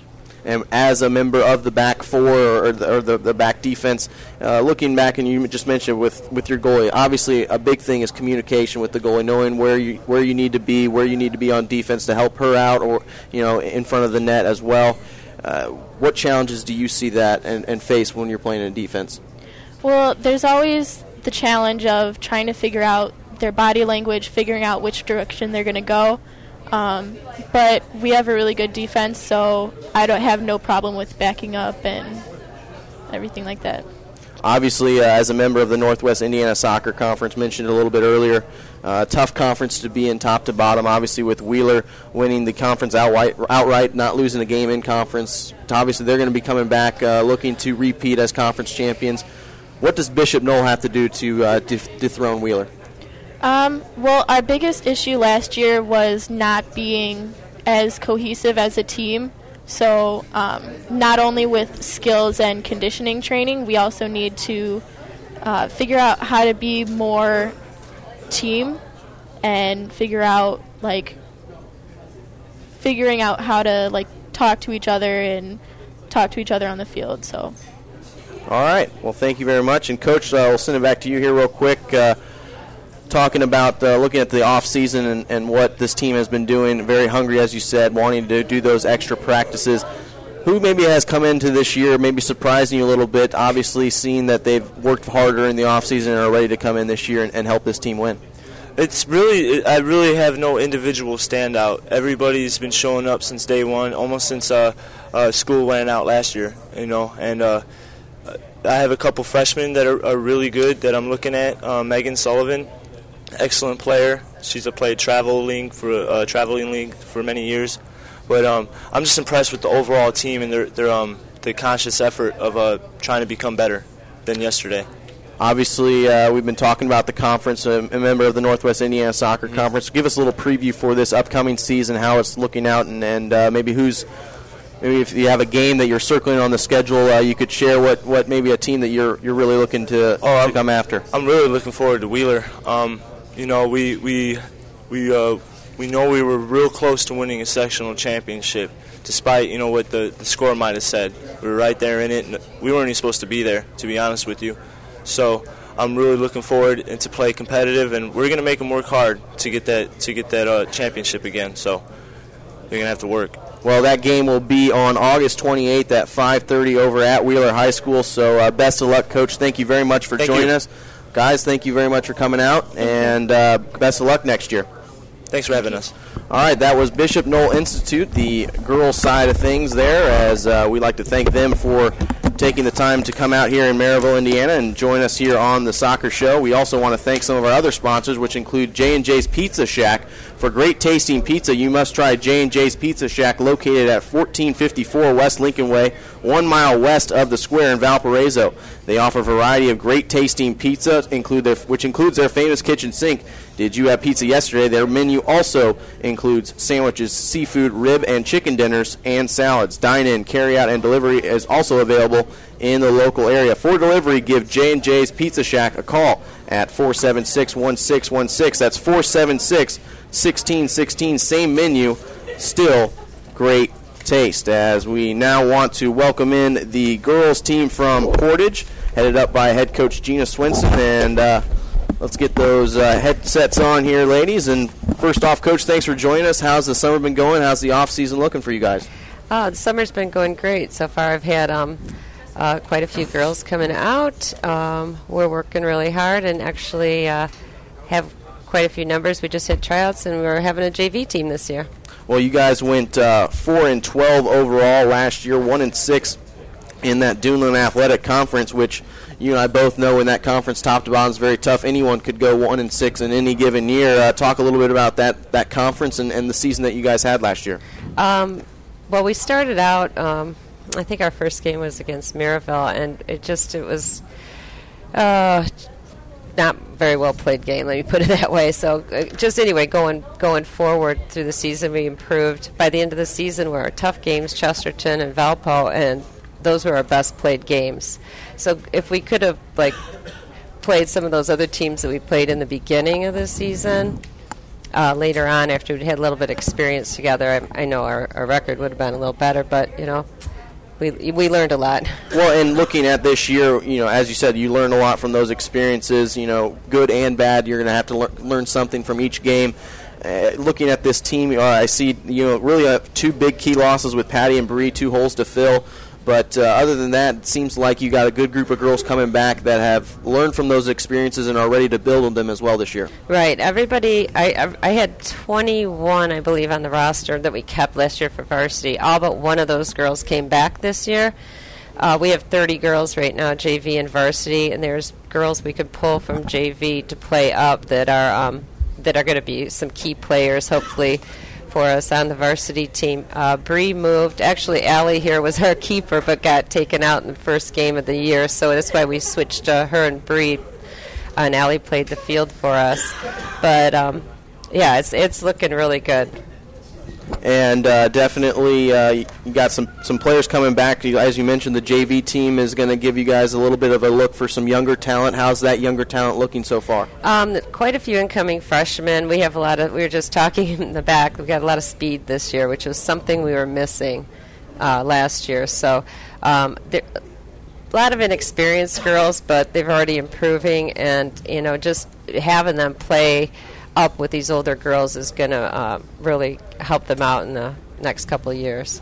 All right, well, let's bring in Allie Clark here to my left. And Allie's coming into her junior year, 3.8 GPA, very impressive as we've seen all day. Member of the soccer team, as Coach mentioned, you were the goalkeeper before you were unfortunately taken out. Yep. Scholar athlete, and definitely playing a lot of soccer outside of the high school side of things as well with football club. Talk about your love of the game, as you're a one-sport athlete with soccer, so obviously it's very important to you. Yeah, I've been with soccer since I can even remember, and like around 8th grade, I wanted to be a keeper, and that's how I got into Three Lions. I became a keeper, and they moved me up to Tigers, and I've been in love with being a keeper ever since, and I love the game of soccer. What is your favorite part of being in between the goalposts, being the last defense, if you will, for your team? I think my favorite part is you can see the whole entire field, and you know if it goes past the defense, and you're the only one that can stop it, and I just like that feeling, knowing that I'm the only one that can stop it after that. And obviously, as the goalkeeper of your team, you're the one that's going to have to communicate with your defense and make sure everybody's where they need to be. Because if they're not, that's the difference between a goal and not giving up a goal as well. So talk about that responsibility as being a big leader of your defense. Well, right now they don't. Some of the players are, like Gina said, unexperienced in soccer. So I have to talk to them about what like dropping means and sliding over. But I think that once they get to know it, then they start listening to me better and they start respecting me more as a captain, knowing that I have to tell them what to do, and it's the difference between a goal and a non-goal. So would you say you're more of a vocal leader out there, which is what you would have to be, I would assume, back there in between the goalposts? Yeah. Very well. So let's talk about what you're doing in school. Scholar athlete, obviously 3.8 GPA. How are you doing? You just talked about all that leadership role that you have to do with that inexperience coming in here, teaching people where they need to be. How do you manage all that with the studies and keep such a good GPA? I do a lot before school and after school, and school comes first to me, but soccer, well, it does too, mainly. And it's very hard because I'm in all AP classes, advanced placement, so it's a lot of work, but I get through it somehow.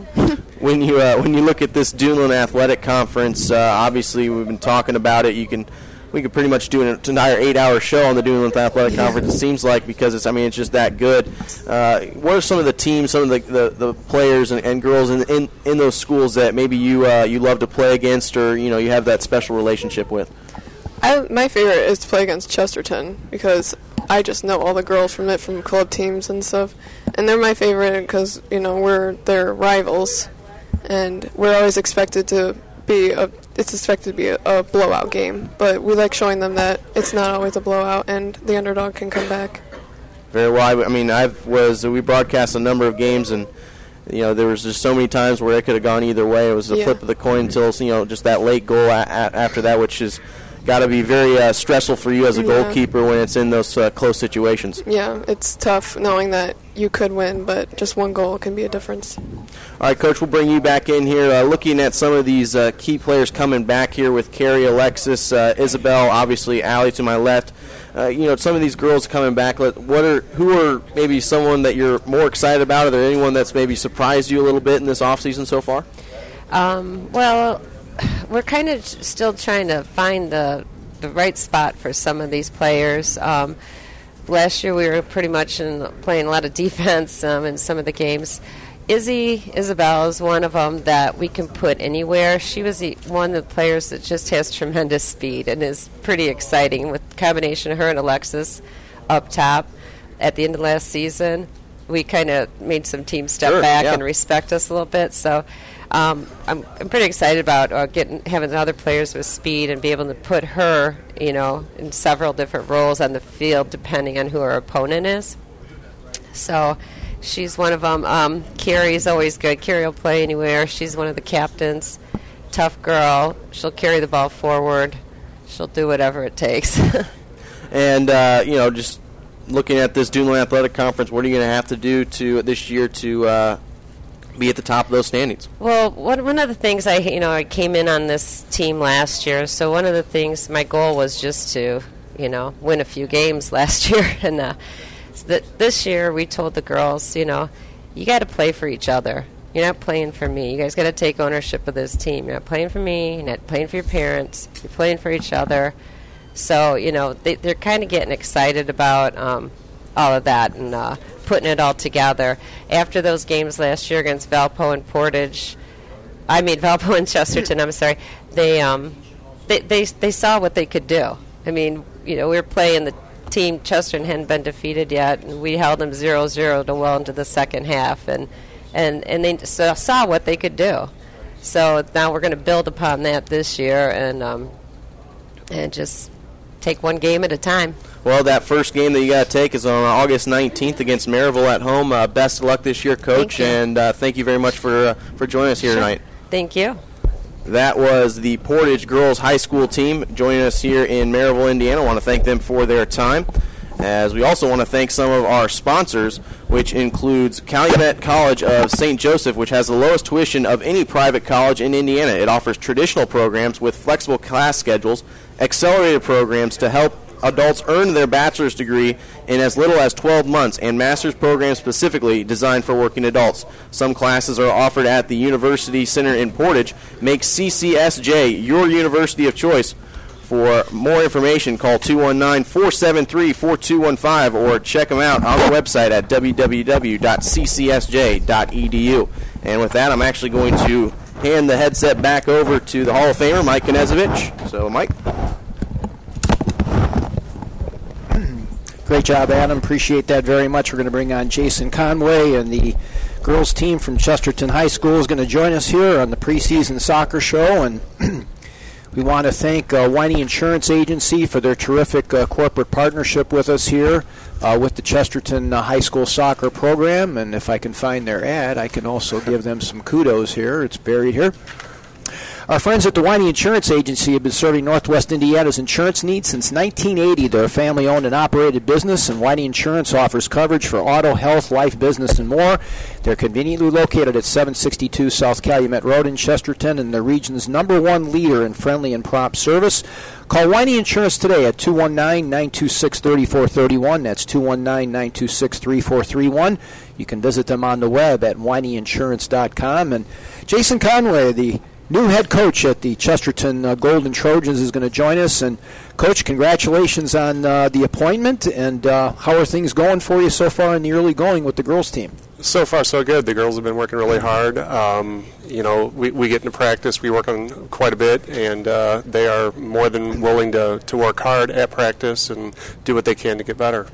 So a long-time coach on the boys' side with Coach Sensabaugh and the program over there, and a lot of success with that particular program. And how has that experience help you now as you move on to the top spot on the girls' side? I feel as a lot of the things that I'm trying to implement with the girls' program, I've learned through the boys. Working with Jamie has been fantastic. I still talk to him whenever I need to pick somebody's brain. He's definitely a good resource for me to go talk to. And a lot of what he does makes sense to me. It's the way that you are running a team, what we were doing over there with the boys, I think will work, and I'm going to continue with it. Outstanding. And your philosophy as far as a coach, I've asked this to many soccer coaches in the past.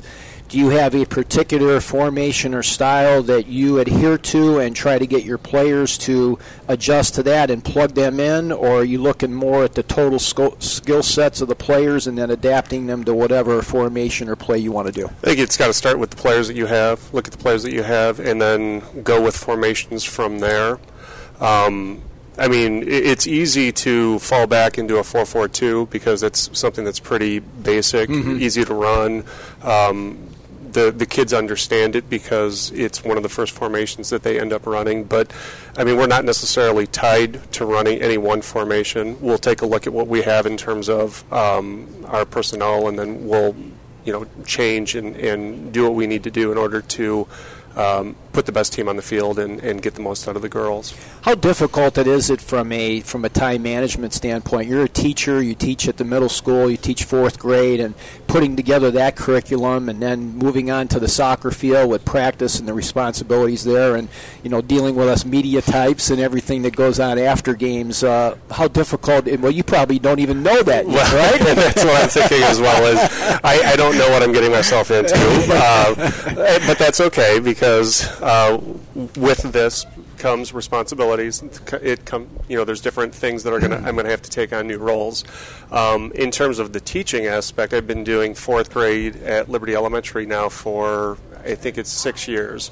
So a lot of what I'm doing in class, it is almost second nature. In fact, I was talking to one of my colleagues earlier today about that it's kind of nice that when you fall into a role in teaching that you ultimately, once you've been there for a while, it really almost becomes second nature. Soccer, I kind of feel as though is the same way. I plan practices. The girls may not know that. I don't seem to have... Not that I don't... It doesn't seem like I don't have a plan when I'm out there, but, I'm not looking off of lesson plans like I may have to for the classroom, but definitely have a way that I like to run practice, and it's very structured. There's very little downtime, right? Yeah. They're in agreement. And so ultimately, I run a classroom and a soccer field the exact same way. Keep the girls busy, keep them moving, keep them doing something, no downtime, and you're going to be able to maximize the time that you have. I love it when we finish practice and the girls are like, practice is over. So you keep them moving, you keep them running, and before you know it, practice is over, and you've gotten the most out of that time. Some big shoes to fill. You've got some graduation losses, especially up top and in the back. So touch base on those two areas first as far as the student-athletes are going to have to come up and fulfill those roles. We did lose a lot with graduation this year. Up top, we're looking at adding a couple of juniors that are going to get quite a bit of playing time. We have Des Bell that will play up there along with Kaylee Lindahl. We've been doing some things with them up top, and they seem to work together really well, and are actually, in my mind, a couple of girls that should have a lot of success this season. In the back, I think that we graduated probably all of our defensive unit, which anytime you do that, you start to say, all right, well, we got to rebuild, restart. But we have a group of girls that I think are going to fill in real nicely. And Anne-Marie, I think you play club with several of those girls as well. We have Tia Peters, who's a center back for us, and then we have Marissa Montemayor and Grace Geenan, who will fill in and round out our starting defense. So let's bring on Anne-Marie Radzik right now, who's the last line of defense for that Chesterton defense. And touch base a little bit, Anne-Marie, about that, about being able to play the club at level with some of your teammates coming up this year, and how important that's going to be for you for the communication of the back line. I think it could only help. It's just we're close now. We've been playing club together for 6 years, so we really work well together, and we know kind of how each other's playing style goes together, so I think it's a good advantage to have. Are you a communicator as far as being very vocal out there, or is it more just kind of directing people? What's your style back there as a keeper? I'd like to say I'm pretty vocal. She's very vocal. Just kind of keeps me engaged in the game, so you're never just standing or not doing anything. You're always looking what's going on, especially if you're vocalizing it. It just makes it that much easier. How difficult has it been for you as a keeper to understand when to come out and when to stay back? I think that's always an area keepers struggle with, so it's just kind of experience is really where you learn it, and different coaches have different mindsets of how far they want you to push it or where they want you to play position-wise, but I think just being around the game, playing games really helps. I'm going to put you on the spot now. You're going to put the broadcaster's hat on. What's Jordan have to do to make you guys successful this year? Just keep playing hard, keep working hard.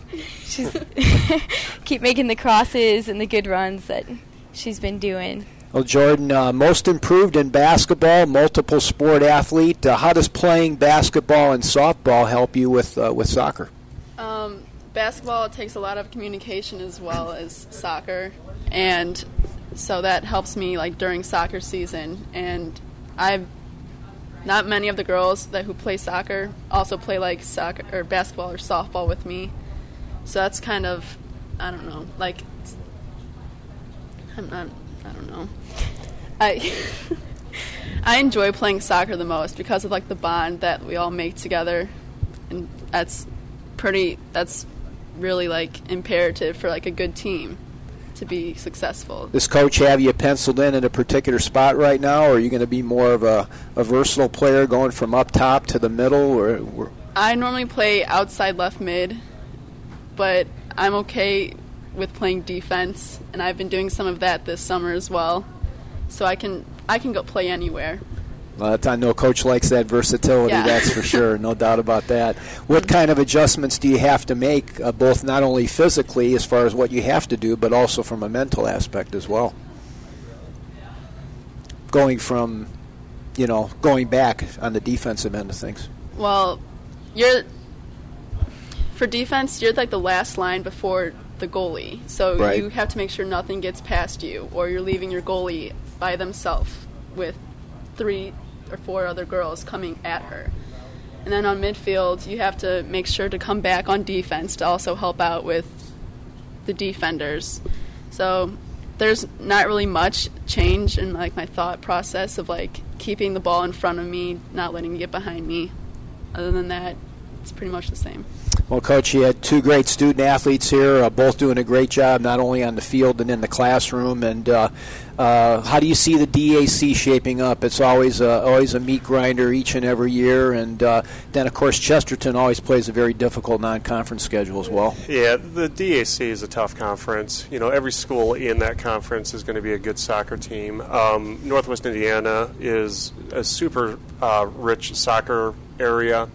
It's so much fun to watch the kids in the area play soccer. I look at the kids that are playing soccer now compared to kids that were playing soccer when I was younger, and the kids now are so much better. Mm-hmm. And the fact that we have these clubs that are here, and the kids are getting to play with kids from other schools. It helps with the relationships when we're playing games. It helps with the relationships when they're outside of school or outside of soccer.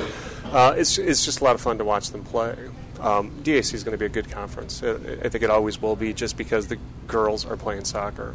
Well, best of luck in your inaugural season as head coach, and hopefully we'll see you down the road on WEFM and RRSN.com. All right, thank you. Thanks very much, ladies. Appreciate your time. And I want to thank the Chesterton Girls Soccer Program, Jason Conway, joining us here as well. And our friends at the Winey Insurance Agency have been serving Northwest Indiana's insurance needs since 1980.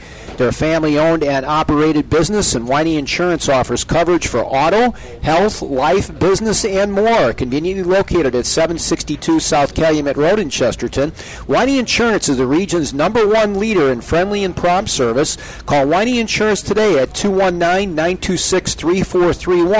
That's 219-926-3431. Or you can visit them on the web at wineyinsurance.com. We have a winner in our Chicago Fire Trivia Contest giveaway, and it is, let me see here, Kristen Thomas from DeMont, Indiana. And she has won the tickets to the Chicago Fire game, our 4th game ticket giveaway that we've had over here. So congratulations goes out to her. And again, thanks very much, Kristen, for watching the event here on RRSN.com. Also, special thanks go out as well to our corporate partner. That's the Calumet College of St. Joseph. They have the lowest tuition of any private college in Indiana, offering traditional programs from flexible class schedules, accelerated programs, as well as to help adults earn their bachelor's degree in as little as 12 weeks, master's programs specifically designed for working adults. Some classes are also offered at the University Center in Portage. Make CCSJ your university of choice. For more information, call 219-473-4215 or check out the web at www.ccsj.edu. And we are going to bring on Brian Pass, the head coach of the Maryville Pirates. And always a pleasure to see you, Coach. And how's the summer been treating you? I tell you what, it's been a fantastic summer for us. It's been a very extensive summer for us. We've done a lot between scrimmage games in the area with local teams. We went to IPFW team camp like we've done for about 8 years. Played some Fort Wayne area teams, and then went to a summer showcase down in Indianapolis. So the guys have gotten a lot of experience. We played probably about 14 scrimmage games, which is almost a full regular season there. But it's been really beneficial for us. We really thought we kind of all the puzzle pieces, and we're just trying to figure out how they all fit together. You've been around a long time now, Coach, being down south first and then coming here to Northwest Indiana. Your impressions on the state of soccer right now in our state? Well, I tell you what, it's what's great about Northwest Indiana is I think especially in the late 1990s, early 2000s, mid 2000s, it was kind of really dominant in Central Indiana, and I think especially with you figure Crown Point has 2 titles and Lake Central 1, 3 in the last 4 years. Really, I think Northwest Indiana is now kind of a power on the map as far as where high school soccer can be dominant. And so, I really think it's in good shape right now. I think more and more schools, I know IHSA right now is kind of forcing the issue. They want to go from 2 to 3 classes. That's either going to be 2015 or as late as for sure 2017. And so I think what that's going to do also is bring in a lot of small schools that may not have started soccer before, but knowing that there's class 1, 2, and 3, the low class 1, they'll come in and get soccer started. So yeah, as I said, especially the World Cup comes around every 4 years. Everybody kind of gets a little bit more into soccer, and so right now I think we're in a really good place. Well, Coach, season last year that saw a lot of tough losses in the DAC as well as non-conference schedule. At 5-10 last year with 3 draws. As you take a look back at last year, what were some of the things that could have possibly got you over the hump in some of those tight games? You know what? I think a lot of it was just experience. We have right now we have 15 seniors, and so last year they were juniors, and for many of those guys, it was their first year on varsity. And as I always said, the difference between JV and varsity is huge. The game is just that much faster. The skill level is that much better. And I was actually pleased with last year because I thought many of the games we were in were very close. The guy to my right here was a big part of that. You'll talk to in a few minutes of keeping us in every game, and the guy on your left played some great defense for us. And but now the good thing is that all those guys have had that learning year, and so now with 15 seniors, a lot of them have their experience, and I really think we're primed to have a very competitive season. Well, let's bring on Bradley Brack right now, one of the top keepers not only in Northwest Indiana but in the state, all-conference selection as well as second-team all-district performer, doing a great job in the classroom as well, Bradley, and 5 shutouts last year. Touch base on this year's installment on the defensive end of things. How do you see things shaping up here with Arnold as well as the rest of the back line? Last year, most of our players were brand new onto varsity, and it was a great experience to, have them have the feel of varsity level.